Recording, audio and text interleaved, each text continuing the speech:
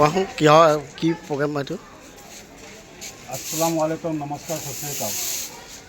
সকলো ইছলাম ধৰ্মী লোকসকলক মহৰমৰ শুভকামনা জনালোঁ।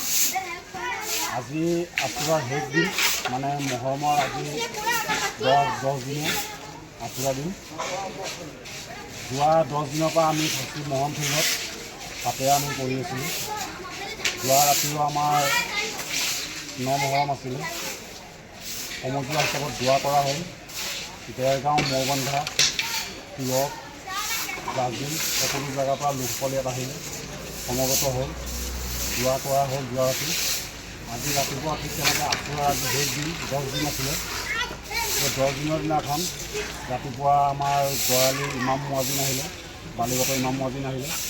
সকলো লোক আহি পেলাই সমবেত হ'ল। সমবেত হৈ পেলাই আপোনাৰ গোটেই সমজুৱা হিচাপে গোটেই পৃথিৱীখনৰ কাৰণে, গোটেই সকলো ধৰ্মাৱলম্বী লোকসকলৰ কাৰণে দোৱা কৰা হ'ল। পৃথিৱীখনৰ শান্তি কামনাৰ কাৰণে দোৱা কৰা হ'ল।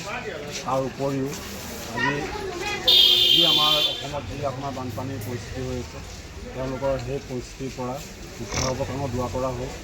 আৰু আশা কৰিছোঁ যাতে আমাৰ অসমখন শান্তি হৈ থাকক, আমাৰ ভাৰতবৰ্ষখন শান্তি হৈ থাকক। এই শান্তিৰে মই মোৰ বাৰ্তা সমাপ্ত কৰিছোঁ।